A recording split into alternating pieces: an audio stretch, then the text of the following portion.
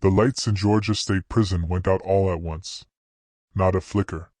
Just click, total darkness. Officer Daniel Brooks stood frozen in the middle of death row, his flashlight shaking in his hand. A second ago, the hallway was empty. Now he heard it. Footsteps. Dozens of footsteps. But every cell was locked. Every inmate on that block had been moved out years ago. Death row was supposed to be shut down forever. "Who's there?" Daniel called out, his voice cracking. No answer. The footsteps grew louder, echoing off the concrete walls. Then came something worse. Keys. Keys jingling, clinking, like an old gun locking the door. But every set of keys was on Daniel's back. He lifted his flashlight and clicked it on. The beam shook across the hallway, and stopped. Every cell door, all the way down the row, was standing wide open. They had been locked a moment ago. A cold wind rushed past him, even though there were no windows. The air smelled like rust and old smoke. He heard someone whisper right behind his ear. "You shouldn't have come back." Daniel spun around, shining the light into the darkness. There was no one there. Then, slowly, one by one, shapes started to appear inside the open cells. Tall shadows. Short ones. Some standing, some sitting on bunks that no longer existed. The light passed through them like fog, but their eyes stayed bright. And every one of those glowing eyes was staring straight at him. He tried to step back, but his boots felt glued to the floor. The whispering turned into low voices, talking over each other, angry and scared at the same time. "You left us. You heard us scream. You did nothing." Daniel's heart hammered in his chest. He raised his flashlight higher and saw one shadow step forward, clearer than the rest, its face pale and angry, with a number burned into its chest. It opened its mouth wide and let out a silent scream. Every light on the block flicked back on at once. And Daniel saw who it was. It was 10 days earlier, Georgia State Prison didn't look haunted. It just looked old, tired, and forgotten. The big stone walls had cracks. The yard was overgrown with weeds. The watchtowers still stood, but only a few of them had guards. Most of the prison was shut down. People in town called it the old place, or that cursed building. But nobody really talked about why. Daniel was new on the job. He had just moved from Ohio to Georgia, hoping for a fresh start.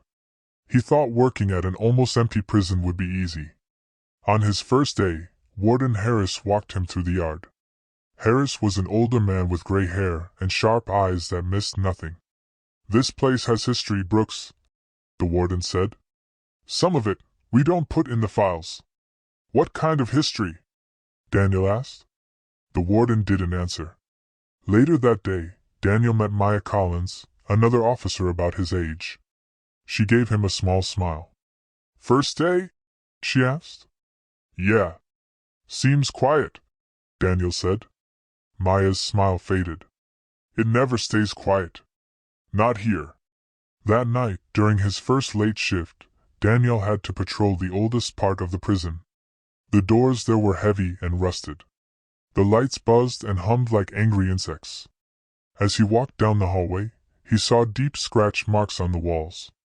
Names, dates, and words carved in shaky letters. "Help me. He hears us. Don't go to D Block after midnight."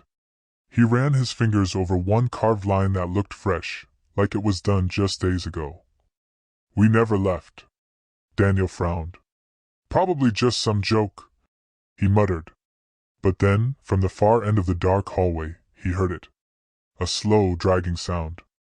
Like bare feet on concrete. He lifted his flashlight and pointed it toward the noise, his hand trembling just a little. "Hello? Who's there?" he called out. The dragging stopped. Silence. He took one careful step forward. Then another. The air turned colder, like someone had opened a freezer door. He could see his breath now, white in the beam of the light. Halfway down the hallway, he passed an old, empty cell. The door was slightly open, just enough to see inside. Something about it made his stomach twist. His radio crackled, then died. "Great," he whispered. "Not now." He turned back toward the cell. The door was now wide open. Inside, in the middle of the floor, lay a single metal name plate from an old prison uniform. It had his last name on it. Brooks. A whisper floated out of the dark cell, soft but clear, right next to his ear. "Welcome back, Daniel." Daniel staggered backward, staring at the metal name plate on the floor. Brooks. It looked old, rusted around the edges, bent like someone had stepped on it years ago. But Daniel had never worked here before. He had never even been to Georgia until last week. His heart raced as he pointed his flashlight deeper into the cell. Nothing moved. No shadow. No figure. Just a cold, empty room. He crouched down slowly and picked up the name plate. The metal felt icy, almost burning his fingers. As soon as he touched it, the lights in the hallway blinked, once, twice, then steadied. Daniel swallowed hard. "Okay," he whispered to himself. "You're tired. That's it. Just tired." But he knew he wasn't tired. Something was wrong. Something had noticed him. And it wasn't done. He tucked the name plate into his pocket and stepped out of the cell, forcing himself to keep patrolling. Every sound felt louder. Every shadow felt deeper. The cold air followed him like it had its own mind. When his shift was finally over, he walked out into the cool night air, thankful to see the sky again. Maya was waiting by the gate, arms folded. "You look like you've seen a ghost," she joked. Daniel didn't laugh. "Something weird happened on D Block." Her smile faded. "Tell me." He pulled out the rusted name plate. Maya's face went pale. Really pale. "Where did you get this?" "In an empty cell on D Block." "That's impossible," she whispered. "Why?" "Who is it?" Daniel asked. Maya hesitated, looking around as if someone might overhear. "There was another officer here, 10 years ago. His name was Matthew Brooks." Daniel froze. "Brooks? You're kidding." "I wish I was," she muttered. He disappeared. On night shift. Same area you were in." "What do you mean disappeared?" "They never found him. Not a trace." A chill crawled down Daniel's spine. His mouth felt dry. His name wasn't Matthew. He wasn't related. But why was his last name carved into that old metal plate? "What happened to him?" Daniel finally asked. Maya looked down. "That cell you were in, it was the last place anyone saw him alive." Before he could respond, Warden Harris approached them quickly, his boots crunching on gravel. "What are you two doing here?" he asked sharply. Daniel held up the name plate. "Sir, do you know anything about this?" The warden's eyes narrowed. Deep lines formed on his forehead. "Where did you get that?" "In D Block." The warden's jaw clenched. "D Block is supposed to be locked. Always." "Who unlocked it?" Daniel swallowed. "The door was open when I got there." Warden Harris didn't say anything for a long moment. His face stiffened. "Come to my office tomorrow morning," he said firmly. "There are things you need to know." Then he turned and walked away without another word. Maya let out a shaky breath. "If the warden wants to talk, it's serious. What's going on in this place?" Daniel whispered. She shook her head. "I don't know everything. But I know one thing, whatever happened to Officer Brooks didn't stay buried." That night, Daniel lay awake in his small apartment near the prison. The nameplate sat on the table beside him. Every time he looked at it, he felt like someone was watching him. At exactly 3:13 a.m., his phone buzzed from across the room. A text message. Unknown number. He picked it up with trembling hands. The message had only 2 words. "Stay away." His phone buzzed again instantly. Another message. "You won't escape." Daniel dropped the phone, his breath catching in his throat. Then, 3 slow knocks sounded on his apartment door. Knock. Knock. Knock. Someone was outside. At 3:13 a.m. Daniel stood frozen, listening as the knocking grew louder, harder, faster. And then something slid under his door. A torn piece of paper. He stepped closer, heart pounding, and bent down to look. On the paper was a drawing. A crude sketch of a hallway in Georgia State Prison. Rows of open cell doors. And hundreds of black, hollow eyes staring out. All focused on one tiny figure in the middle. A figure wearing a badge labeled Brooks. Just before he could react, a shadow moved past his window. And then, a voice, whispering through the crack of the door. "We're waiting for you, back in D block." The apartment lights flickered. And something cold gripped the doorknob from outside. The doorknob twisted slowly, as if someone, or something, was trying to push its way inside. Daniel backed up until his shoulders hit the wall. His breath came out fast, short, and shaky. "Who's there?" he whispered. The doorknob stopped moving. Silence. Then the lights in his apartment flickered once, twice, then went out completely. Darkness swallowed everything. Daniel's shaking hands scrambled across the wall for the light switch. Nothing.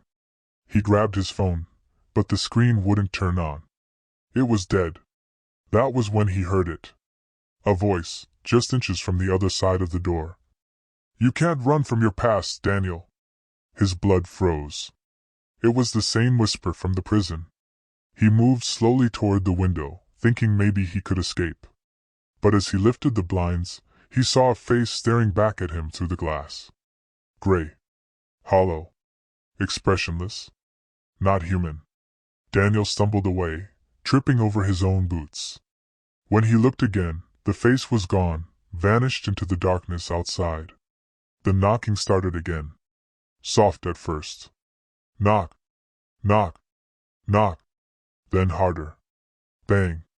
Bang. Bang. "Open it." A million thoughts rushed through Daniel's head. He didn't want to die. Not here, not in some lonely apartment. He grabbed his jacket, snatched his car keys, and bolted toward the back door. He kicked it open and sprinted through the cold night air. Gravel crunched under his feet. He didn't look back, not even once, until he reached his car. He yanked the door open, jumped inside, and locked it. His hands shook so badly he almost dropped the keys. The engine roared to life, and he sped out of the parking lot. Only when he reached the main road did he finally slow down.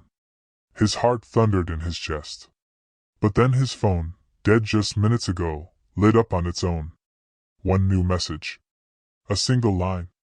"You're coming back at sunrise." Warden Harris was waiting outside his office when Daniel pulled up to the prison the next morning. His expression was tight, troubled. "Inside," the warden said. "We need to talk." Daniel followed him in.